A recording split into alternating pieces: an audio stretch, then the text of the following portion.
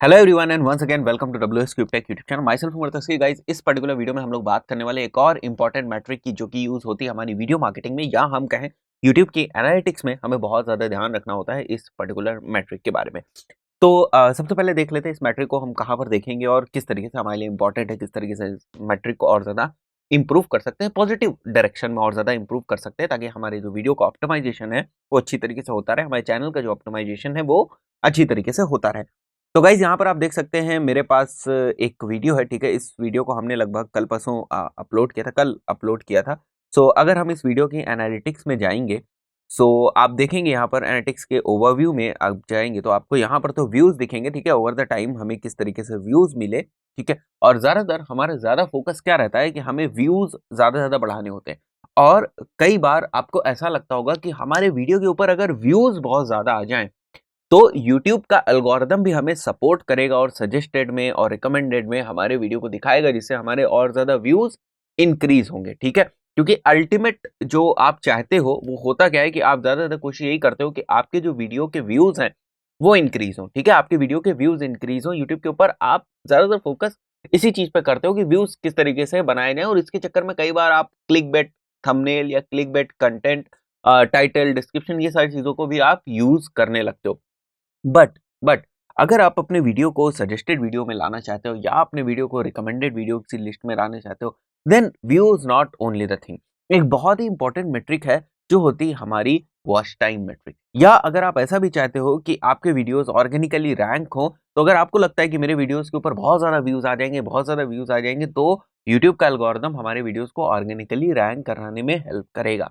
ऐसा नहीं है, ऐसा पहले होता था 2012-13 से पहले लगभग ये चीज होती थी कि अगर आपके वीडियोस के ऊपर बहुत ज्यादा व्यूज आ जाएंगे तो आपका वीडियो ऑर्गेनिकली रैंक हो जाएगा। बट जैसे गूगल सर्च इंजन ऑप्टिमाइजेशन में टाइम टाइम जब आप सर्च इंजन ऑप्टिमाइजेशन करने जाते हो उस वक्त टाइम टू टाइम बहुत सारे अपडेट्स लाता रहता है, उसी तरीके से यूट्यूब के सर्च इंजन के लिए भी बहुत ज्यादा अपडेट्स वो लाता रहता है, राइट। तो अभी जो सबसे इंपॉर्टेंट मेट्रिक है वो है वॉच टाइम। आपका वीडियो कितनी देर तक देखा गया, ठीक है। आपका वीडियो कितनी देर तक देखा गया जब से वो पब्लिश हुआ है, ना कि व्यू। देखो, व्यू ये नहीं जस्टिफाई करता है कि आपके वीडियो का कंटेंट जो है दमदार है।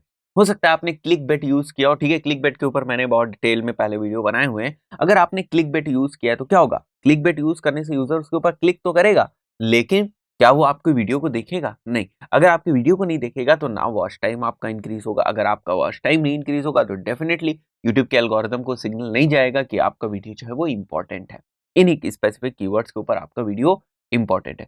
तो ये जो चीज है कि आपकी वीडियो की इंपॉर्टेंस ये किससे जस्टिफाई हो रही, क्या वो व्यू से जस्टिफाई हो रही? नहीं, वो वॉच टाइम से जस्टिफाई हो रही। तो अब हमारा मेन काम क्या है कि हमें अपने वीडियोस का वॉच टाइम इंक्रीज करना है। हमें इस तरीके से कंटेंट बनाना है, हमें इन चीजों पे फोकस करना है कि हमारे वीडियोस का वॉच टाइम इंक्रीज हो। Views definitely, watch time increase करने के लिए जब हम जाएंगे तो ऑटोमेटिकली हमारे व्यूज इंक्रीज हो जाएंगे।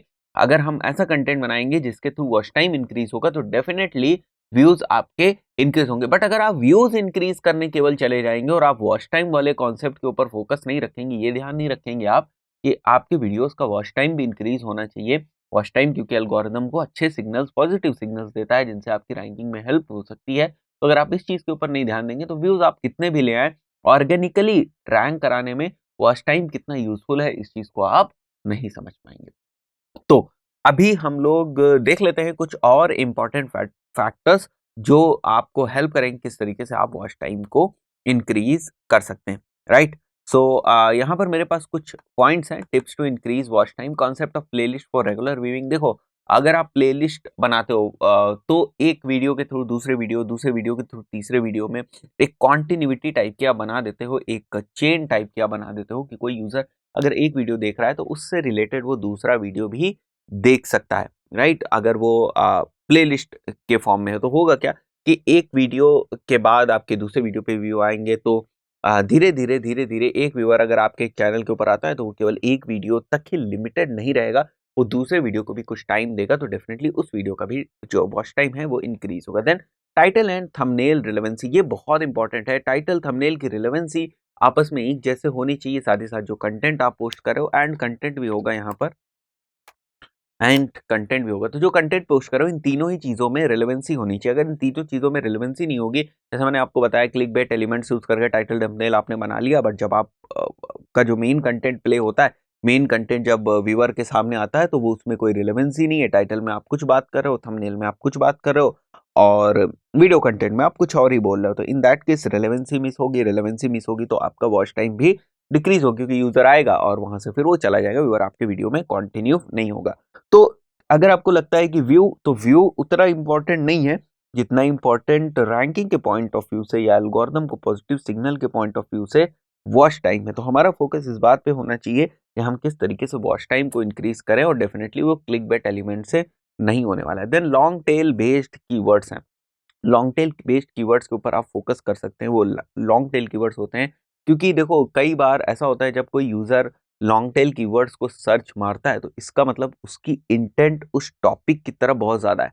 जैसे अगर मैंने केवल सर्च किया डिजिटल मार्केटिंग, इससे ये जस्टिफाई नहीं होता है कि मैं डिजिटल मार्केटिंग के किस पार्ट के बारे में इंफॉर्मेशन चाह रहा हूँ, किस तरीके के मैं वीडियो डिजिटल मार्केटिंग के ऊपर देखना चाहता हूँ।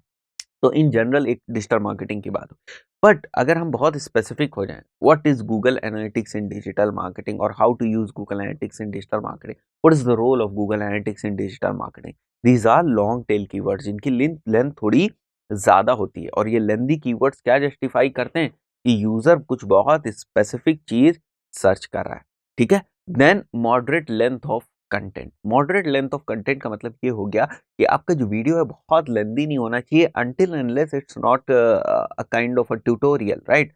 फॉर एग्जांपल अगर आप देखेंगे कोई मैथ का चैनल है, इसमें मैथ के न्यूमेरिकल्स सॉल्व कराए जाते हैं, तो भाई एक न्यूमेरिकल को सॉल्व कराने में फॉर एग्जांपल अगर 7 से 8 मिनट लगता है फॉर एग्जांपल, तो अगर 5 न्यूमेरिकल सॉल्व करवाने हैं तो 40 मिनट तो लगेंगे ही, तो वो वीडियो तो लेंदी होंगे।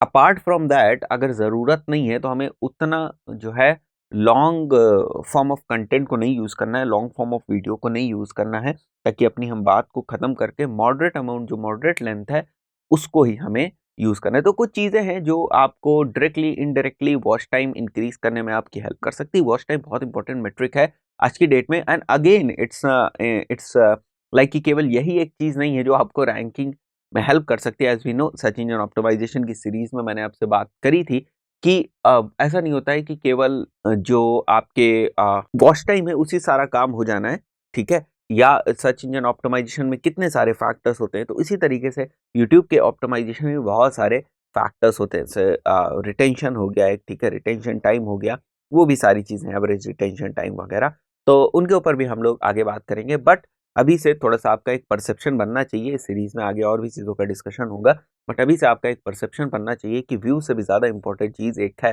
Which is actually watch time from rankings point of view, right? So that's it for this particular video. See you in the next video. Till then, goodbye.